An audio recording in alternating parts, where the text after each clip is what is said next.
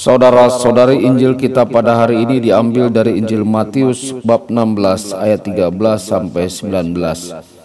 Sekali peristiwa Yesus tiba di daerah Kaisarea Filipi. Ia bertanya kepada murid-muridnya, "Kata orang, siapakah anak manusia itu?" Jawab mereka, "Ada yang mengatakan Yohanes Pembaptis, ada juga yang mengatakan Elia, dan ada pula yang mengatakan Yeremia atau salah seorang dari para nabi." Lalu Yesus bertanya kepada mereka, "Tetapi apa katamu, siapakah aku ini?" Maka jawab Simon Petrus, "Engkau adalah Mesias, anak Allah yang hidup." Kata Yesus kepadanya, "Berbahagialah engkau Simon bin Yunus, sebab bukan manusia yang menyatakan itu kepadamu, melainkan Bapa-Ku yang di surga. Dan aku pun berkata kepadamu, engkau adalah Petrus, dan di atas batu karang ini akan kudirikan jemaat-Ku, dan alam maut tidak akan menguasainya. Kepadamu akan kuberikan kunci kerajaan surga, dan apa yang kau lepaskan di dunia ini akan terlepas di surga." Demikianlah sabda Tuhan. Terpujilah Kristus.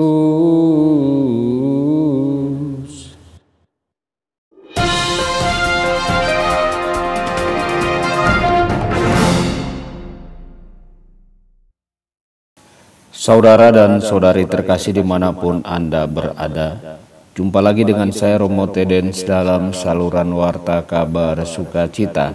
Semoga Anda semua dimanapun berada senantiasa dalam keadaan sehat dan bahagia.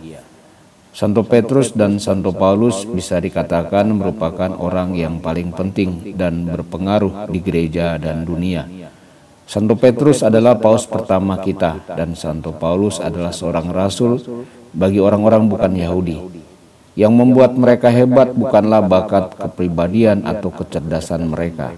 Mereka adalah para pemimpin dan orang-orang kudus karena mereka bekerja sama dengan Roh Kudus untuk melakukan kehendak Tuhan.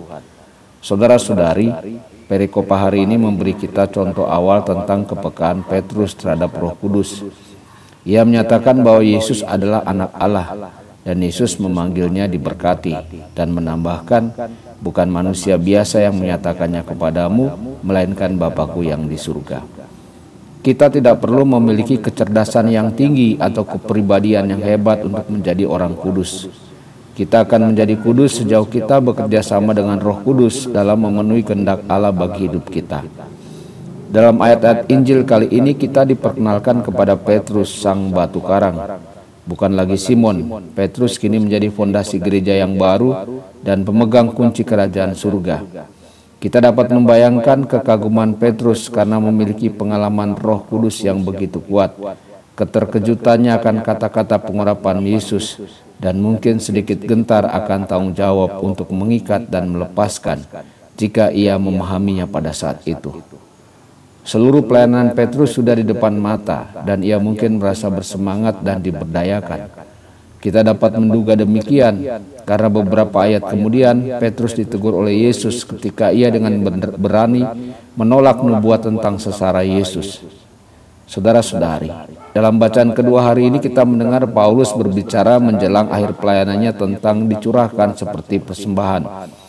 Paulus melihat kembali perjalanan hidupnya dan menegaskan bahwa Tuhan telah menopang aku dan memberikan kekuatan kepadaku, sehingga oleh aku pemberitaan Injil dapat disempurnakan dan didengar oleh semua bangsa bukan Yahudi.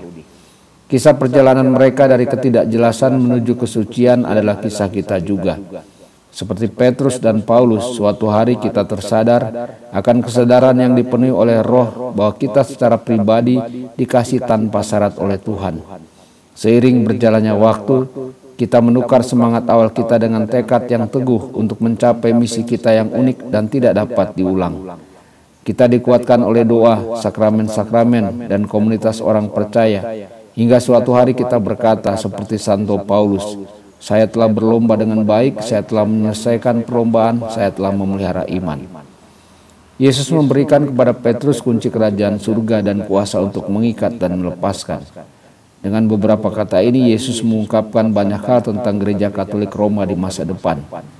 Menurut Katekismus nomor 553, kuasa atas kunci itu menunjuk pada otoritas untuk memerintah rumah Allah, yaitu gereja. Yesus gembala yang baik menegaskan mandat ini setelah kebangkitannya, "Gembalakanlah domba-dombaku." Kuasa untuk mengikat dan melepaskan berkonotasi dengan otoritas untuk mengampuni dosa, untuk memberikan keputusan doktrinal, untuk membuat keputusan disipliner di dalam gereja.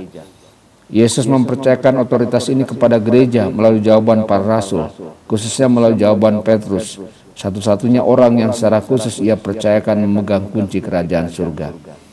Sejak kata-kata ini diucapkan oleh Yesus, telah terjadi suksesi yang tak terputus dari para paus yang memimpin gereja kita.